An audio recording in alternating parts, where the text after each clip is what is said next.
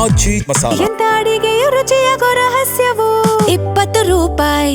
ನಿನ್ನೆಯೂ ಕೂಡ ಸದನದಲ್ಲಿ ಗದ್ದಲ ಗಲಾಟೆ ನಡೆದಿತ್ತು. ಸಚಿವ ನಾಗೇಂದ್ರ ರಾಜೀನಾಮೆಗೆ ಪಟ್ಟು ಹಿಡಿದು ಪ್ರತಿಪಕ್ಷಗಳು ಕಪ್ಪು ಪಟ್ಟಿ ಪ್ರದರ್ಶನವನ್ನ ಮಾಡಿದ್ರು.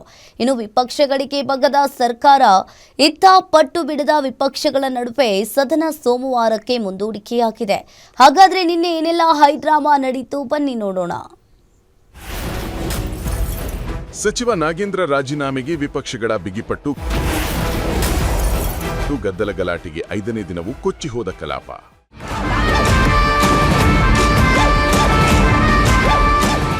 ಸಚಿವ ನಾಗೇಂದ್ರ ರಾಜೀನಾಮೆ ಕಿಚ್ಚು ದಿನದಿಂದ ದಿನಕ್ಕೆ ಹೆಚ್ಚಾಗ್ತಾನೆ ಇದೆ. ಕಳೆದ 5 ದಿನಗಳಿಂದ ಸದನದಲ್ಲಿ ಧರಣಿ ನಡೆಸುತ್ತಿರೋ ಬಿಜೆಪಿ ಹಾಗೂ ಜೆಡಿಎಸ್ ಶಾಸಕರು ಮತ್ತಷ್ಟು ಆಕ್ರೋಶ ಹೊರಹಾಕಿದರು. ಶಾಸಕರ ಭವನದ ವಾಲ್ಮೀಕಿ ಪ್ರತಿಮೆಯಿಂದ ವಿಧಾನಸೌಧದವರೆಗೆ ಪಾದಯಾತ್ರೆ ನಡೆಸಿದ ವಿಪಕ್ಷ ನಾಯಕರು ಕಪ್ಪು ಟಿ ಶರ್ಟ್ ಧರಿಸಿ ಸದನಕ್ಕೆ ಎಂಟ್ರಿ ಕೊಡೋಕೆ ಮಾಸ್ಟರ್ ಪ್ಲಾನ್ ಮಾಡಿದ್ರು.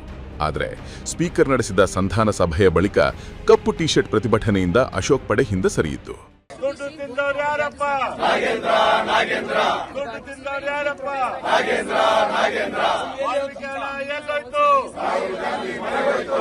ಇತ್ತ ಸದನ ಆರಂಭವಾಗುತ್ತಿದ್ದಂತೆಯೇ ಮತ್ತೆ ಸ್ಪೀಕರ್ ಪೀಠದ ಮುಂಭಾಗಕ್ಕೆ ನುಗ್ಗಿದ ಶಾಸಕರು ಡೌನ್ ಡೌನ್ ನಾಗೇಂದ್ರ, ಕಳಂಕಿತ ಸಚಿವನನ್ನ ವಜಾ ಮಾಡಿ ಅಂತ ಸರ್ಕಾರಕ್ಕೆ ಧಿಕ್ಕಾರ ಕೂಗಿದ್ರು.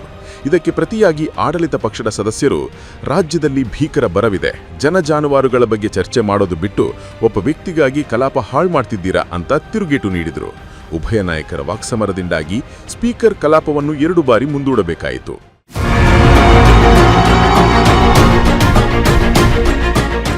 ಗಲಾಟೆ ನಡುವೆ 1972-73ರ ಅಪಾರ್ಟ್ಮೆಂಟ್ ಕಾಯ್ದೆಗೆ ಸರ್ಕಾರ ತಿದ್ದುಪಡಿ ತಂದಿದ್ದು ಮಾಲೀಕತ್ವದ ಗೊಂದಲಕ್ಕೆ ತೆರೆ ಎಳೆದಿದೆ. ಹೊಸ ಕಾಯ್ದೆಯಂತೆ ಅಪಾರ್ಟ್ಮೆಂಟ್ ಕಟ್ಟಡ ಹಳೆಯದಾಗಿ ತೆರವುಗೊಳಿಸುವ ಪರಿಸ್ಥಿತಿ ಬಂದರೆ 75% ಮಾಲೀಕರು ಒಪ್ಪಿದರೆ ಸಾಕು, ಮತ್ತೆ ಕಟ್ಟಡ ಮರು ನಿರ್ಮಾಣ ಮಾಡಿ ಫ್ಲಾಟ್ ಪಡೆಯಬಹುದು. ಒಂದು ವೇಳೆ ಅದಕ್ಕಿಂತ ಕಡಿಮೆ ಜನ ಒಪ್ಪಿದರೆ ಆ ಜಾಗವನ್ನು ಮಾರಾಟ ಮಾಡಿ ಪ್ರತಿಯೊಬ್ಬರಿಗೂ ಸ್ಕ್ವೇರ್ ಫೀಟ್ ಲೆಕ್ಕದಲ್ಲಿ ಭೂಮಿಯ ಮೌಲ್ಯ ಅಥವಾ ಸಮಪಾಲು ಸಿಗಲಿದೆ.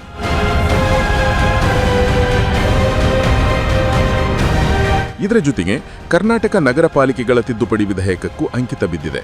ನಿಯಮ ಮೀರಿ ನಿರ್ಮಾಣವಾಗಿರೋ ಸಾವಿರಾರು ಅನಧಿಕೃತ ಲೇಔಟ್ಗಳಲ್ಲಿ ರಸ್ತೆ, ನೀರು, ವಿದ್ಯುತ್ ಪಡೆಯಲು ಪರದಾಡ್ತಿರೋ ಜನರಿಗೆ ಅನುಕೂಲ ಮಾಡಲು ಸರ್ಕಾರ ಸೆಕ್ಷನ್ 2ಕ್ಕೆ ತಿದ್ದುಪಡಿ ತಂದಿದೆ. ಬಿ ಖಾತೆಯಿಂದ ಎ ಖಾತೆಗೆ ಪ್ರಕ್ರಿಯೆಯನ್ನ ಸರಳೀಕರಣಗೊಳಿಸಿ ಜನಸಾಮಾನ್ಯರಿಗೆ ಗುಡ್ ನ್ಯೂಸ್ ನೀಡಿದೆ. ಒಟ್ಟಿನಲ್ಲಿ ವಿಧಾನಸಭೆ ಅಧಿವೇಶನ 7ನೇ ದಿನಕ್ಕೆ ಕಾಲಿಟ್ಟಿದ್ರೂ ಅದರಲ್ಲಿ ಬೊಬ್ಬೆ ಹೊಡೆದು ಕಳೆದಿದ್ದೇ 5 ದಿನ. ಬರದ ಬಿಸಿ ರೈತರ ಸಂಕಷ್ಟದ ಬಗ್ಗೆ ಗಂಭೀರ ಚರ್ಚೆ ನಡೆಯಬೇಕಿದ್ದ ಸದನ ಸಚಿವ ನಾಗೇಂದ್ರ ರಾಜೀನಾಮೆ ರಂಪಾಟಕ್ಕೆ ಬಲಿಯಾಗಿದೆ. Durgesh Nayak, political bureau, Guarantee TV, Bengaluru.